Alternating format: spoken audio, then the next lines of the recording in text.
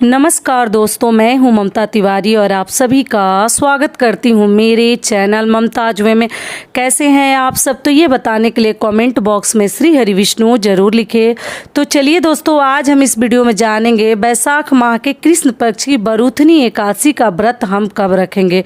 व्रत से पहले हमें किन किन बातों का ध्यान रखनी है। तुलसी जी में जल, गर्मी का दिन है तो कैसे नहीं डालेंगे व्रत के दौरान। द्वादशी तिथि के क्या नियम विधि है, पारण का शुभ मुहूर्त क्या है, और जो लोग भी प्रदोष का व्रत रखते हैं उन्हें कैसे व्रत रखनी है 2-2 दिन कंटिन्यू। हर चीज मैं आपके साथ शेयर करूंगी, ध्यान से बातों को समझ लीजिएगा।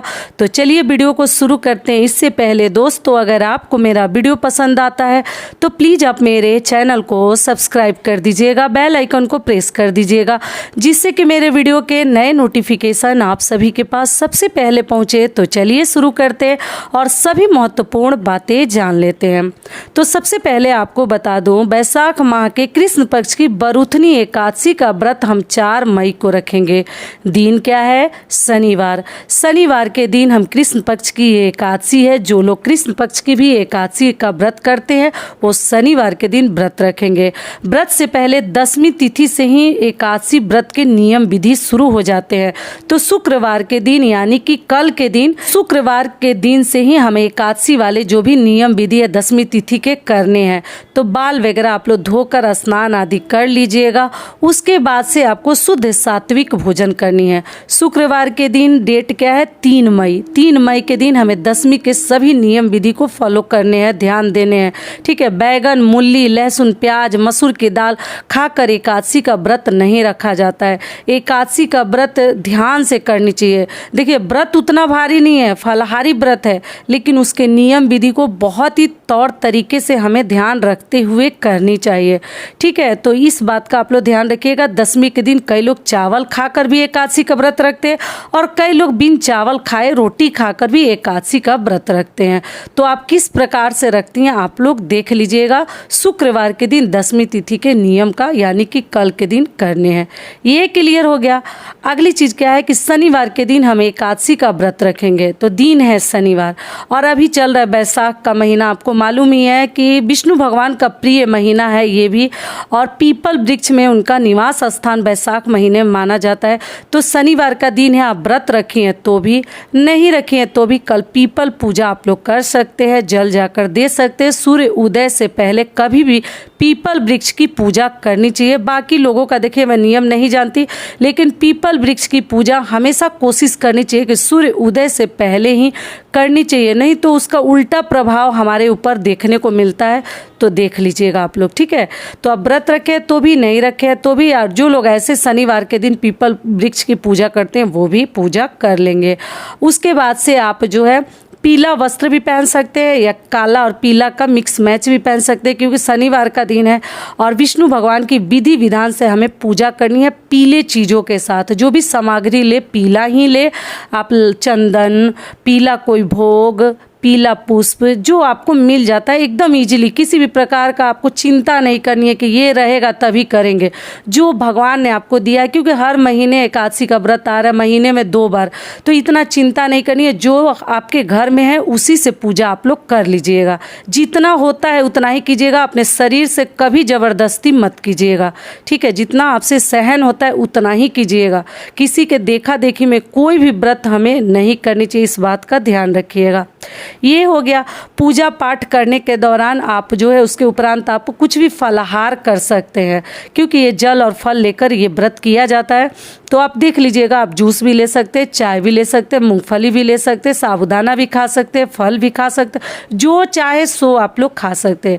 ध्यान क्या रखनी है, इस व्रत में हमें सोनी नहीं चाहिए। एकादशी व्रत का यही नियम है कि सोते नहीं है, लेकिन उसका भी नियम है कि मान लीजिए आपको नींद आ रही है तो आप तुलसी पत्र अपने आंचल में, अपने जेब में रख कर आप लोग सो सकते हैं। बूढ़े बुजुर्ग है तो केवल ध्यान रखिएगा कि आपके द्वारा गलती नहीं होनी चाहिए कि एकादशी का व्रत देखिए बहुत ही महान व्रत माना गया है, और ऐसा माना जाता है कि किसी भी प्रकार के पाप अगर आपके द्वारा हो गए हैं वो सभी पाप आपके नष्ट हो जाते हैं, समाप्त हो जाते हैं। जो लोग एकादशी का व्रत रखते हैं क्योंकि ये व्रत हमारे लिए, केवल हमारे लिए होता है, घर परिवार के लिए, बाल बच्चों के लिए, पति के लिए नहीं होता है, केवल खुद के लिए होता है। तो ध्यान रखिएगा केवल आप लोग जो है किसी की निंदा बुराई एकादशी व्रत के दौरान ना करें। ठीक है, चुगली वगैरह करने से बचिएगा, सो जाइएगा, अगर नींद आती है तो बचता है तो वो भी बचाइएगा। और भगवान लोगों को जो भी आप भोग लगाते हैं देवी देवताओं को, उसमें अन्न का प्रयोग मत कीजिएगा। आप लोग फल वगैरह का प्रयोग कर सकते हैं। और एकादशी के दिन तुलसी जी को भी मत तोड़िएगा। कल के दिन शुक्रवार के दिन तोड़ कर रख लीजिएगा, क्योंकि विष्णु भगवान के भोग में हमें तुलसी पत्र अवश्य डालनी है। और एकादशी के दिन तुलसी जी में भी जल नहीं डालते हैं। बातों को थोड़ा ध्यान से समझिएगा। और दोस्तों, आप सभी से एक छोटी सी रिक्वेस्ट है, अगर वीडियो पसंद आता है तो चैनल को पक्का सब्सक्राइब कर दीजिएगा और वीडियो को लाइक कर दीजिएगा, क्योंकि आपके एक लाइक से हमें बहुत अधिक हिम्मत और प्रेरणा मिलती है। तो जरूर कर दीजिएगा।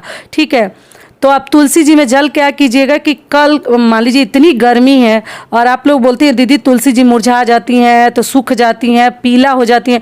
तो सही बात है, गर्मी तो बहुत अधिक है।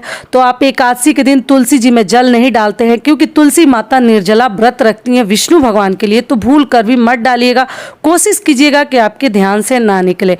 तो आप शुक्रवार के दिन शाम को, सुबह तो डालिएगा ही, शाम को भी एक बार जल डाल दीजिएगा, क्योंकि शनिवार को हम नहीं भी डालेंगे तो मेकअप हो जाएगा, आपकी तुलसी जी सूखेंगी नहीं। इस बात का आप लोग ध्यान रखिएगा। तो ये सभी नियम विधि एकादशी के दिन के हैं।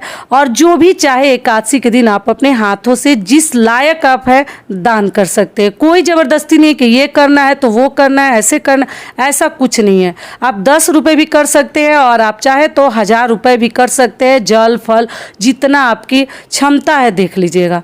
ये हो गया अब द्वादशी के दिन। तो देखिए, और एकादशी तिथि कब से प्रारंभ हो रही है, कब समाप्त हो रही है, वो भी आगे बताऊंगी। और पारण का शुभ मुहूर्त, ध्यान से बातों को समझिएगा। द्वादशी के दिन भी उसी प्रकार से सुबह सवेरे हमें उठकर स्नान आदि से निवृत्त होकर और जो है विष्णु भगवान की फिर से पूजा पाठ कर लेनी चाहिए। करने के उपरांत देखिए, अगर आप लोग प्रदोष का व्रत जो लोग करना चाहते हैं उनके लिए बता रही हूँ, तो वो जो है गंगा जल और तुलसी पत्र मुख में डाल लेंगी और अपना व्रत कंटिन्यू कर सकती हैं। ठीक है, फल फलहार लेकर भी आप लोग कर सकते हैं। और जो लोग मान लीजिए प्रदोष का व्रत नहीं करते हैं, वो क्या करेंगे कि तुलसी पत्र गंगा जल मुख में डाल लीजिएगा। अगर आपके यहाँ भोजन तैयार नहीं हुआ है, तब भोजन तैयार हो गया है पारण के शुभ मुहूर्त के टाइम में, तो आप भगवान को भोग भी लगा सकते हैं और वही भोजन आपको करनी है। सरसों तेल का भोजन मत कीजिएगा और लहसुन प्याज वाला भोजन हमें द्वादशी के दिन नहीं करनी चाहिए। उस दिन अनाज का दान करते हैं। अनाज है तो अनाज का कीजिए, कोई लेने देने वाला नहीं है तो पैसे का भी कर सकते हैं। टोटल आपकी इच्छा के ऊपर डिपेंड करता है कि आप कैसे करना चाह रही हैं। और जो भी भोजन लेकर खाने बैठती हैं, केवल ये ध्यान रखिएगा रोटी खाया जाता है द्वादशी के दिन, और कई लोग चावल भी खाते हैं। आप अपने घर का नियम देख लीजिएगा, लेकिन हमारे तरफ हमारे घर में रोटी ही खाया जाता है। वही मैं आपको बताऊंगी।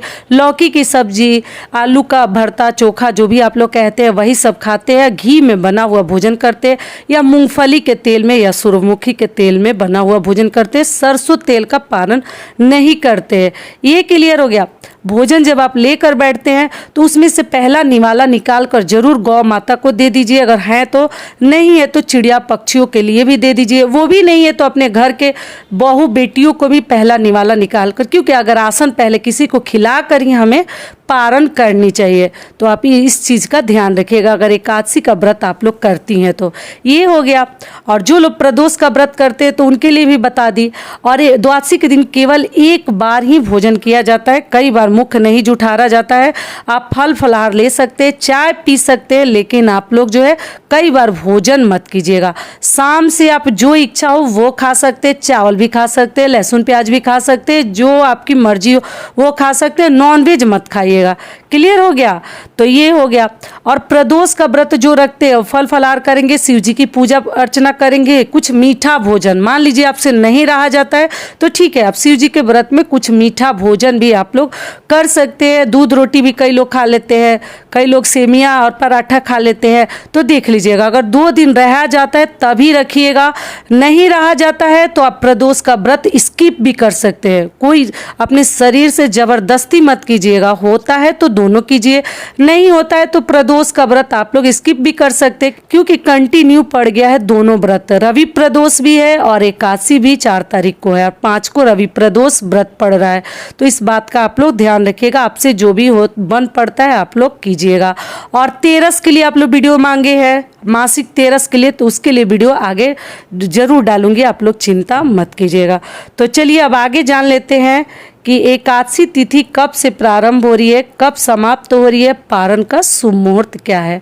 तो आपको बता दूं, एकादशी तिथि प्रारंभ हो रही है 3 मई को शुक्रवार को रात्रि में 11:24 पर प्रारंभ हो जाएगी। एकादशी तिथि समाप्त होगी 4 मई को दिन शनिवार को रात्रि 8:38 पर समाप्त हो जाएगी। ऐसे में हमें उदया तिथि को ध्यान में रखते हुए 4 मई को हम व्रत रखेंगे दिन शनिवार को। अब चलिए आगे जान लेते हैं पारण का शुभ मुहूर्त क्या है। तो देखिए, पारण का शुभ मुहूर्त है 5 मई को सुबह 5:55 से लेकर 8:17 तक हमें पारण करनी है। तो इस बात का आप लोग ध्यान रखिएगा। और नहीं हो पाता है, बन पाता है या रेडी हो पाता है तो तुलसी पत्र और गंगा जल सबसे पहले मुख में डाल लेनी चाहिए कि आपका नियम विधि हो जाएगा। उसके आगे आप लोग आराम से भोजन भी कर सकते हैं। थोड़ा देर भी हो जाएगी तो कोई दिक्कत नहीं है। सारी बातें क्लियर हो गई। तो ये वीडियो मेरा यही तक का था, फिर मिलती हूँ एक नए वीडियो में। तब तक के लिए नमस्कार, स्वस्थ रहिए, सुरक्षित रहिए और जहाँ कहीं भी रहिए खूब खुश रहिए। धन्यवाद।